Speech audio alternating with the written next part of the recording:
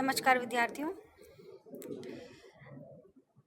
Paper 1 से आज हम यूनिट 3 का एक टॉपिक थियरीज ऑफ लर्निंग या अधिगम के सिद्धांत का अध्ययन कर रहे हैं। पिछले अध्याय में हमने अधिगम के स्वरूप के बारे में अध्ययन किया। आज अधिगम जो है वह किस प्रकार होता है और किन सिद्धांतों के माध्यम से अधिगम होता है या हम सीखते हैं, इसका हम अध्ययन करेंगे।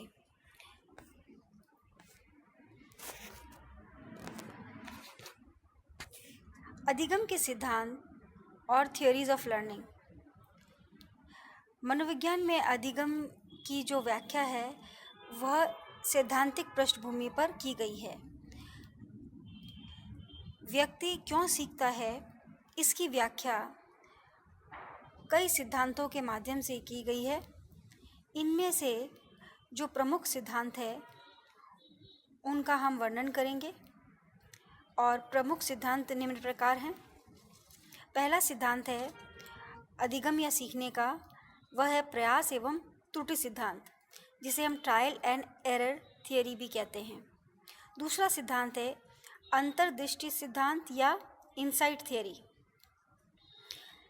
तीसरा सिद्धांत है अनुबंधित अनुक्रिया सिद्धांत, जिसे हम कंडीशनड रिस्पॉन्स थियरी भी कहते हैं। और चौथा और आखिरी सिद्धांत है साधनात्मक अनुबंधन का सिद्धांत या थियरी ऑफ इंस्ट्रूमेंटल कंडीशनिंग।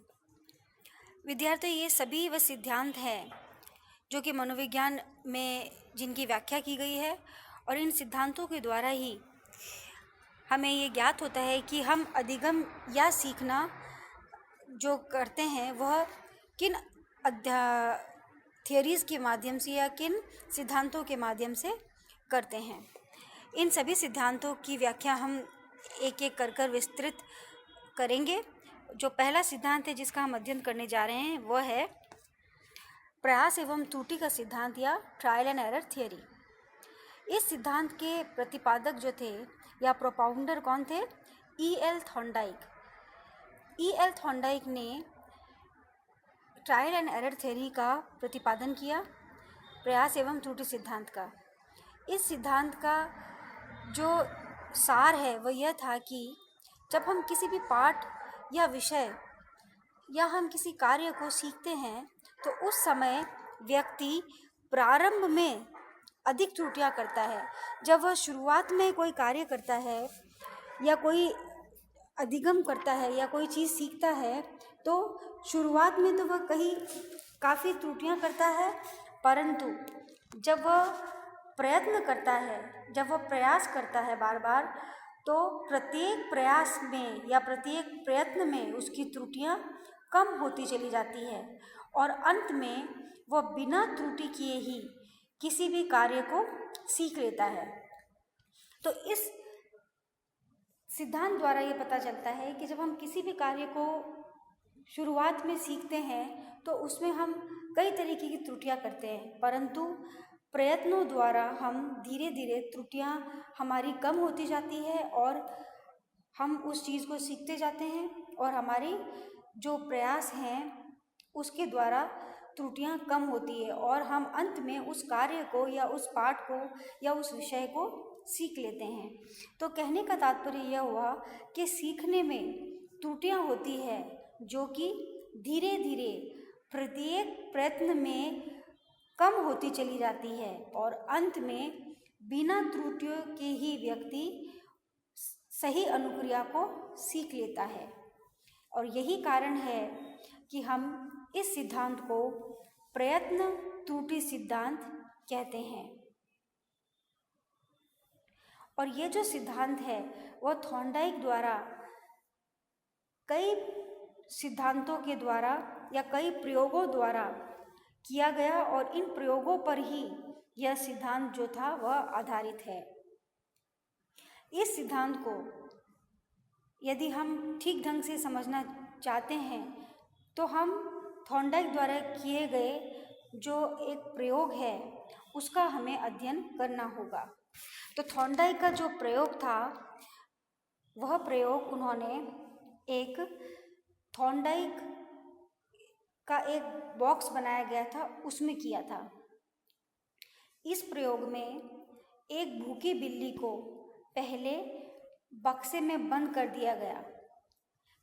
इस जो बॉक्स या बक्सा है उसके अंदर एक नॉब लगी हुई थी जिसके दबाने से दरवाज़ा खुल जाता था।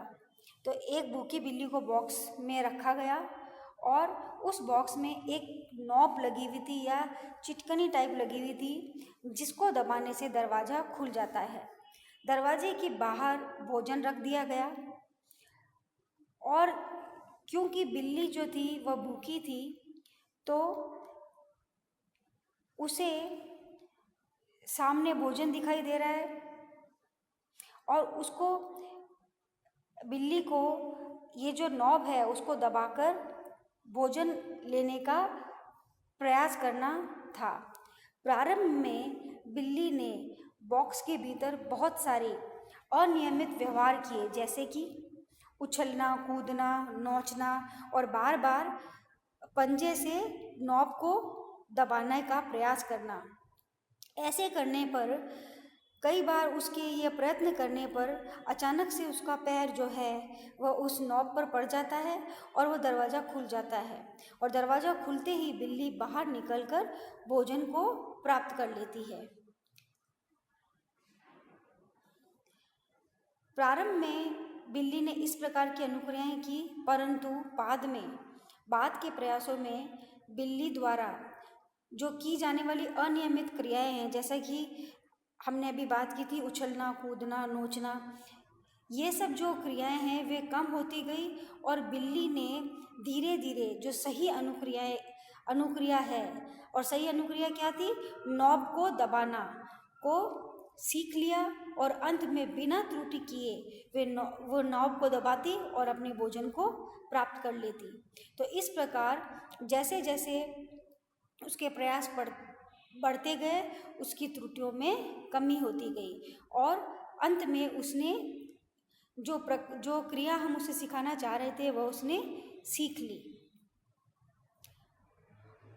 तो यह जो प्रयास किया गया, यह जो प्रयोग किया गया वह थॉर्नडाइक द्वारा किया गया और ये ट्रायल एंड एरर थ्योरी का सिद्धांत पर आधारित है। तो सभी विद्यार्थियों को इस वीडियो को ध्यान से सुनने के लिए और देखने के लिए धन्यवाद।